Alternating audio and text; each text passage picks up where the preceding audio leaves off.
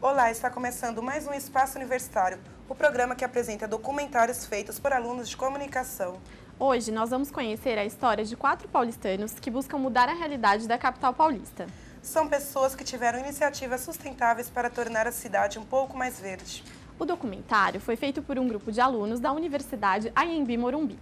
Então vamos conferir a primeira parte de Eco Paulistanos.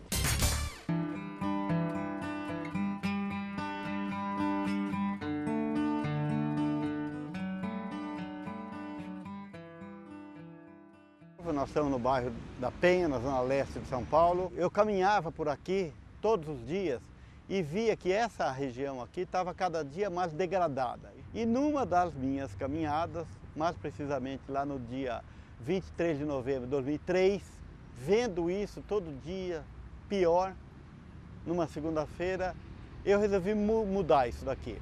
E eu falei, em 10 anos eu vou mudar tudo isso daqui. O pessoal começou a me falar que aqui tinha muitas árvores da Mata Atlântica. Falei, puxa vida, se existia isso daqui há 150, 200 anos atrás, eu vou fazer o seguinte, eu vou voltar com essas árvores que existiam aqui e vou agregar outras espécies também. Tudo da Mata Atlântica, que são árvores nativas, árvores brasileiras. E eu plantei e voltei no outro final de semana para ver como é que estavam essas 200 árvores. Não é que tinham destruído as 200 árvores. Falei, puxa vida, destruíram 200. Plantei 200, na beirada do rio, as margens do rio Ticoatira, aqui do lado. Falei, puxa vida, destruíram 200. Mas eu vou fazer o seguinte então agora, eu vou plantar 400 agora para ver o que acontece. E voltei também depois de 15 dias, não é que destruíram as 400? Falei, agora eu vou fazer o seguinte, eu vou plantar 5.000. Eu vou cansar o pessoal de destruir árvore agora. Eles não vão ter tempo para destruir 5.000 árvores. Lá em 2007, 2008 já tinha 5.000. Eu falei, não, agora vai 10.000. E teve um tempo que já teve 10.000. Agora vai para 15.000. Já teve um tempo que teve 15.000. Hoje tem 18.780. Em maio de 2007 foi criado o primeiro parque linear da cidade de São Paulo. Nada mais é do que este parque aqui.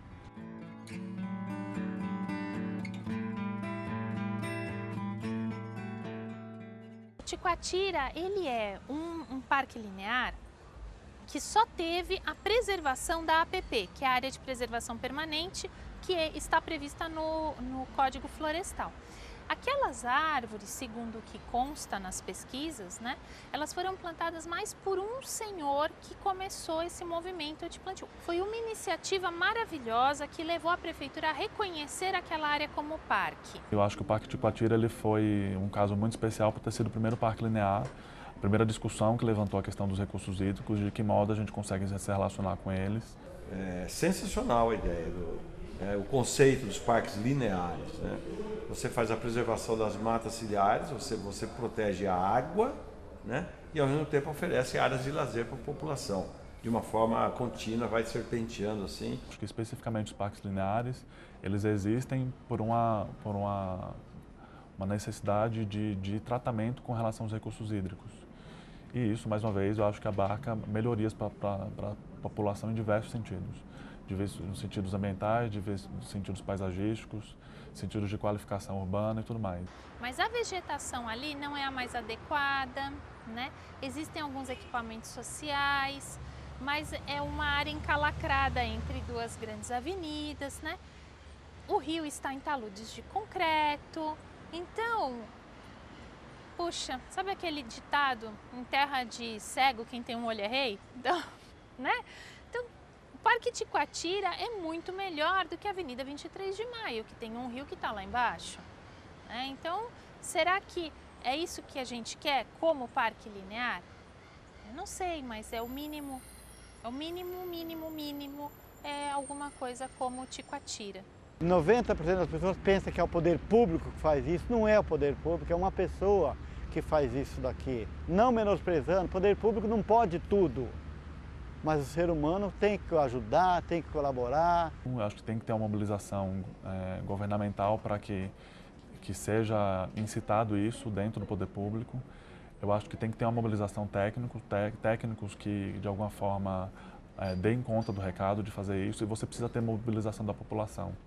Se você tem pessoas que lutam pelo desenvolvimento de um parque público, necessariamente o projeto do parque, a gestão do parque, ele fica com mais qualidade.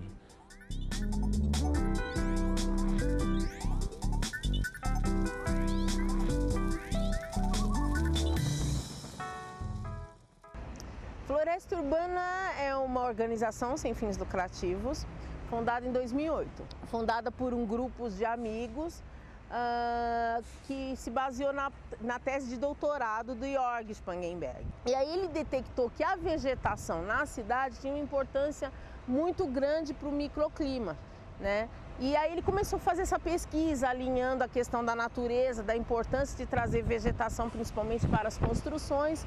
E como era uma pesquisa muito profunda, ele trabalhou com a questão do histórico, arquitetônico da cidade de São Paulo, o objeto de estudo era São Paulo. Também resolvemos criar a Floresta Urbana, né, com a principal missão de integração cidade com natureza. Então a gente gosta de ocupar a vegetação junto com o nosso estilo de vida. Então por isso que a gente trabalha muito a questão dos jardins verticais, por exemplo. Porque se falta espaço para fazer praça, floresta, parques, paredes numa grande cidade não falta. Uma coisa que precisa ficar muito clara, esse jardim vertical, ele precisa ser irrigado pelo esgoto que é tratado do próprio edifício.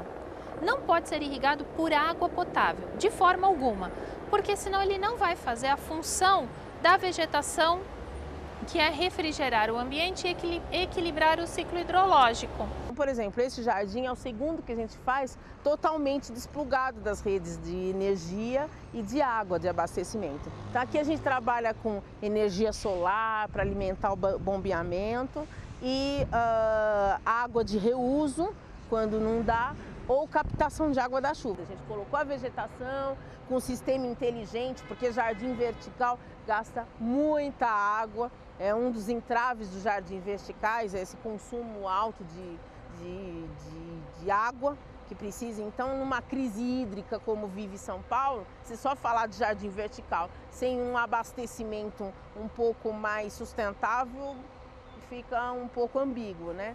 Cada metro quadrado de jardim vertical, estima-se que evapotranspira 5 litros dia.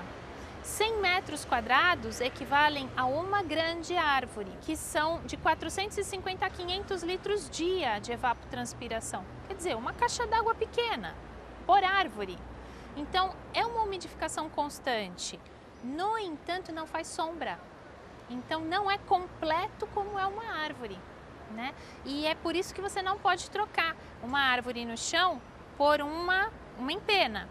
Você pode, em casos onde não tem jeito de manter aquela árvore, realizar uma medida mitigadora. Tem um aspecto muito positivo na questão de refrescância, de diminuição de uso do ar-condicionado no lado interno das construções. Quanto mais vegetação, melhor o microclima. Então, os jardins verticais, eles ajudam a melhorar o conforto térmico. Os jardins verticais, eu acho que eles são essenciais, né? Eles trazem mais beleza, eles reduzem o calor, eles voltam a trazer biodiversidade, mas eu acho que é um dos itens entre tudo que a gente tem que fazer para deixar a cidade mais verde. O Jardim Vertical é a mesma relação de diversas iniciativas que são muito vanguardistas. Esses desafios, eles demandam do poder público a necessidade de regulamentação. O poder público hoje tem trabalhado via Secretaria de Governo, Secretaria do Verde e Meio Ambiente, formas de regularizar isso no modo de encará-lo como uma iniciativa de política pública. O que continua faltando? A diretriz ambiental, que amarra ações como essas, né? Uma diretriz ambiental que amarrasse aonde nós devemos ter jardins verticais. E por quê?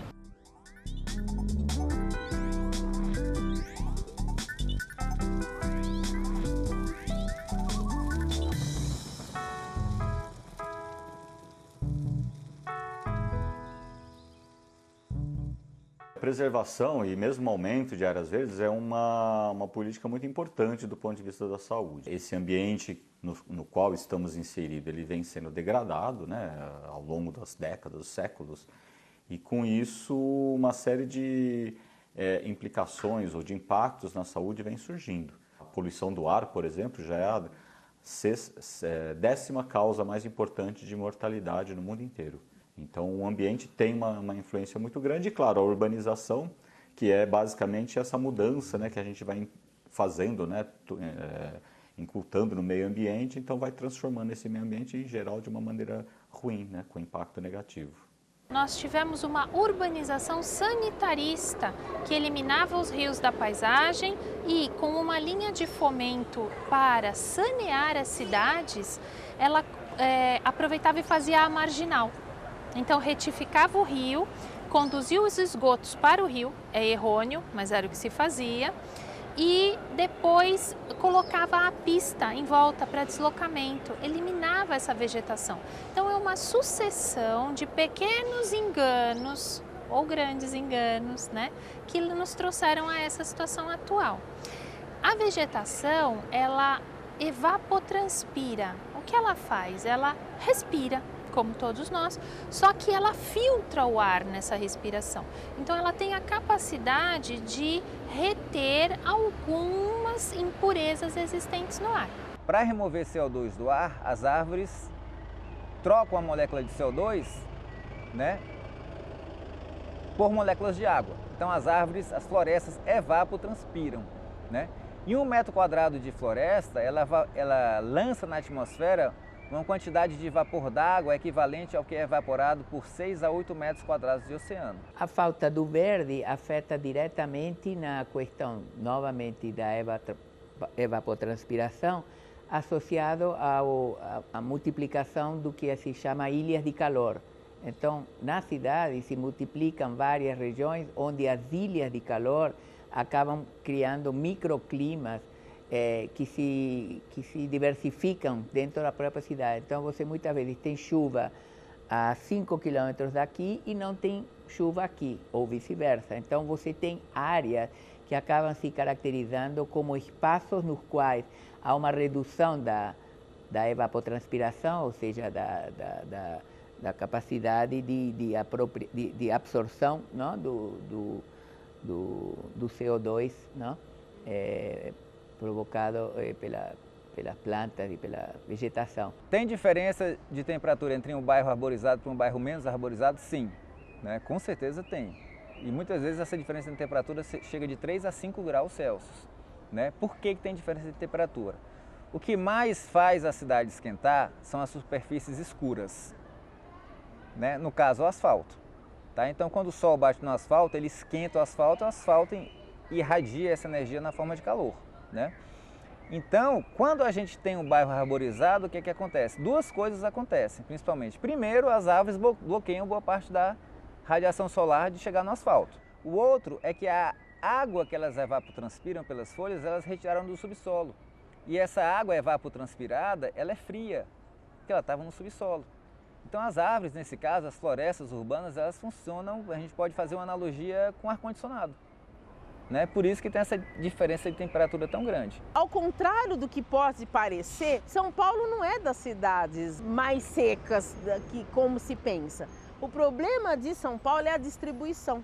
Nós temos verdadeiros pulmões de verde na zona sul e no extremo norte da cidade. O índice de arborização difere exatamente porque a própria organização da cidade ela difere de acordo com a região em que ela está sendo desenvolvida. Muitos dos bairros que a gente tem hoje como bairros verdes, eles são assim porque foram loteados a partir de premissas em que o verde estaria presente dentro das ruas e das vias. Então a gente teve uma influência muito grande, por exemplo, num tipo de loteamento inglês, pelas companhias City e tudo mais, que hoje são os bairros jardins e que hoje são os bairros predominantemente verdes. Agora, a gente tem uma grande parcela da cidade que ela é irregular até hoje.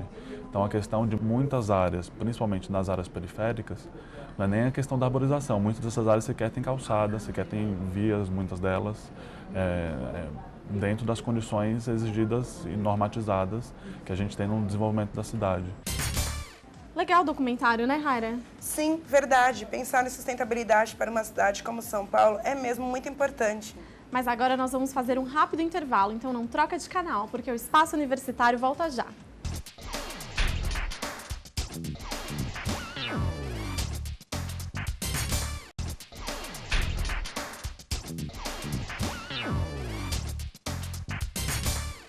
Estamos de volta com o Espaço Universitário, hoje com o documentário Ecopaulistanos. O documentário ressalta a importância de cidades mais verdes para a melhora da qualidade de vida da população. Cidades como São Paulo não têm sequer a metade das áreas verdes recomendadas. Então vamos continuar assistindo o documentário Ecopaulistanos.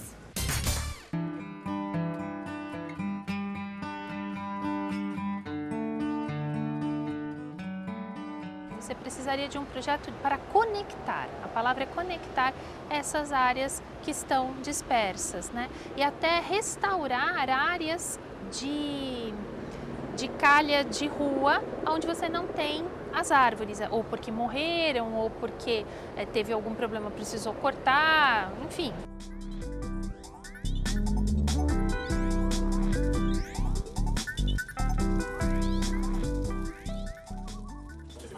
Sou um artista plástico, um artista visual, que trabalho com intervenções urbanas na cidade de São Paulo. E normalmente o meu trabalho faz provocações e reflexões sobre a nossa relação com a natureza e com a paisagem urbana da cidade.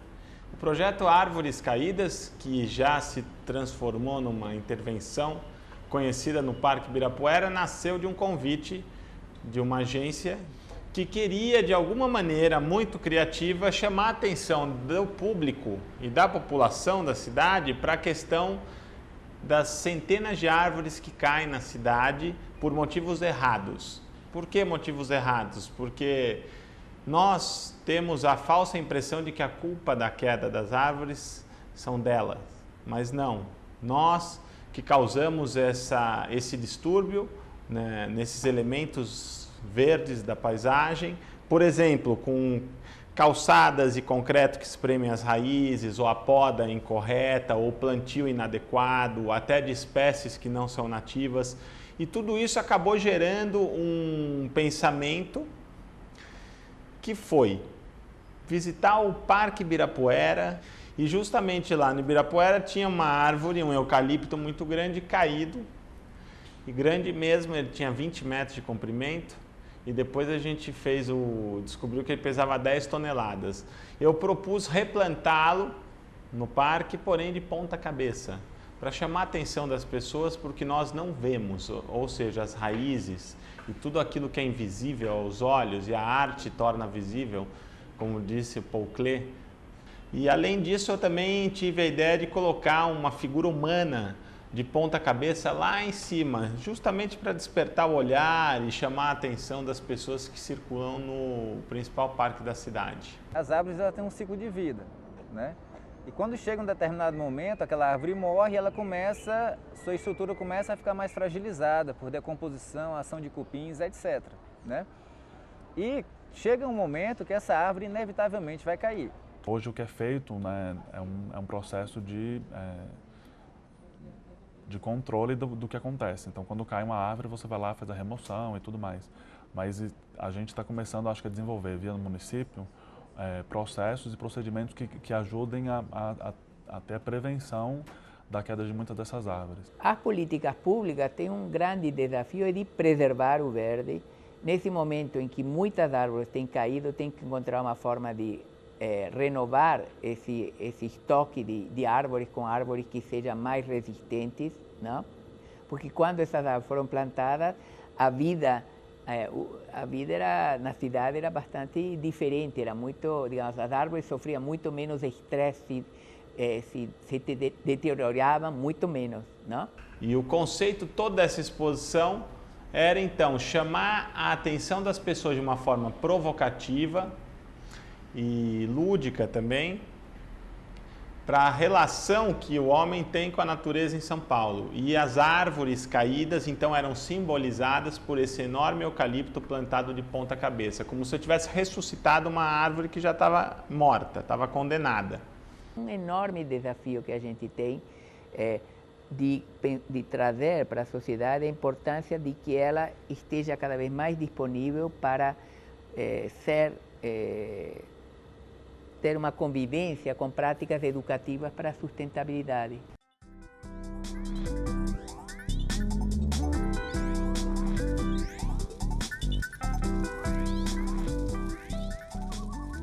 Hoje eu trabalho o aproveitamento do resíduo lenhoso urbano, ou seja, das árvores que caem nas cidades, e transformar isso num mobiliário público e devolver isso para a população. Eu tenho uma parceria com o Parque Ibirapuera, onde eu tenho o maior número de peças. A ideia é estabelecer uma parceria entre o Ateliê Hugo França, a Prefeitura da cidade de São Paulo e a iniciativa privada, que também é muito interessante, que essa produção ela é feita com a ferramenta que é o símbolo do desmatamento, que é a motosserra, e nós invertemos a função dessa ferramenta e usamos ela para esculpir as árvores, mantendo sempre a referência de formas orgânicas, de texturas e devolvendo então esse objeto, ou seja, ela é pensada como uma escultura, mas tem uma funcionalidade. Eu acho um trabalho super interessante, eu acho que é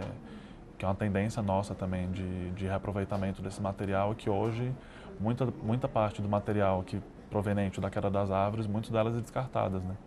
Esse tipo de iniciativas, essa forma de estar fazendo um trabalho que valoriza o objeto e ao mesmo tempo aproveita esse recurso natural já num estado limite da sua sobrevivência, é fantástico. Eu tento cada vez mais fazer do meu trabalho de arte e o meu trânsito, digamos assim, nacional e internacional, para levar esses conceitos de educação ambiental para as próximas gerações. A gente tem essas questões principalmente da arborização urbana, do aproveitamento desse resíduo, problemas sérios, né? Principalmente numa cidade como São Paulo, que a gente precisa repensar essa floresta urbana. O ativismo significa exatamente essas atitudes proativas, né? Se elas estiverem conectadas com ações públicas do governo, melhor. Se o ativismo estiver sendo estimulado por entidades da sociedade civil, ONGs, ou qualquer coletivo que exista, melhor. Os movimentos sociais e ambientais e as ONGs são fundamental para a preservação do meio ambiente e também para a melhoria da justiça social, né?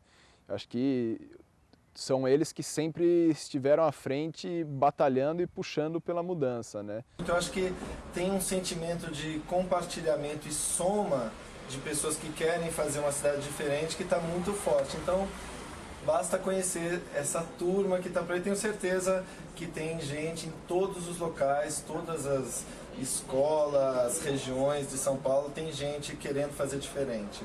Então a mensagem que eu deixo é que diante das dificuldades que possam aparecer, diante de uma ideia que você possa ter de contribuição com o planeta, é que você faça, simplesmente faça. Tenha esse olhar sensível com relação às questões principalmente do planeta, do meio ambiente, que é uma questão muito preocupante, uma questão de extrema delicadeza e vendo isso, regace as mangas. Toda ação que emana da sociedade significa que essa sociedade está corresponsabilizada, essa sociedade está envolvida, essa sociedade está motivada. A gente nunca sabe o futuro, né? O que eu imagino é que isso vai estar tão forte que não dependa mais de alguns movimentos, algumas organizações. Isso já vai ser o padrão da nossa sociedade, né? Já pensou se existissem nesse emaranhado de 10 milhões de pessoas, se tinha 10 hélios? Seriam 180 mil árvores já até agora, cada uma plantando 18 mil. 180 mil. Você já pensou se nesses 10 milhões tivesse 100 hélios? Seria 1.800.000 árvores. Olha, que coisa bonita. Se tem um sonho, faz. Aqui, por exemplo, vieram pessoas com a muda, plantaram. Se você puder ver seco, rega, converse com ONGs, com empresas, com entidades.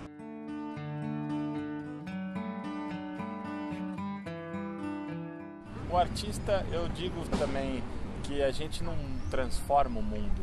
O artista esculpe pensamentos.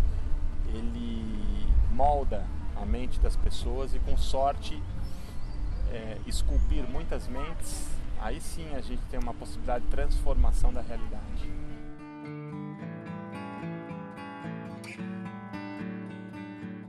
Eu enxergo no futuro uma floresta urbana na cidade de São Paulo. Com a boa vontade e com a participação de cada indivíduo é que a gente pode fazer isso.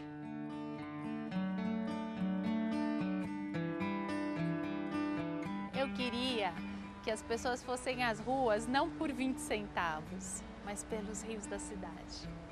Eu queria que as pessoas fossem às ruas daquela forma, gritar que elas querem parques lineares, que elas querem jardins verticais ou por sua beleza ou por serem medidas mitigadoras, que elas querem árvores nas ruas, que elas querem menos muros, que elas querem mais praças, né? Eu queria isso, eu queria que as pessoas clamassem por educação ambiental.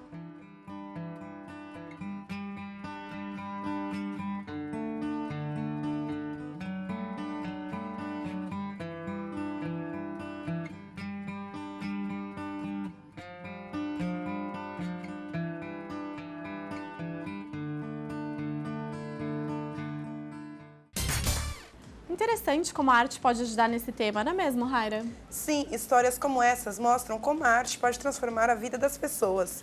É, Raira, mas infelizmente o nosso programa está chegando ao fim. E se você gostou e quiser participar, mande seu trabalho pra gente. É só escrever para tv@câmara.sp.gov.br.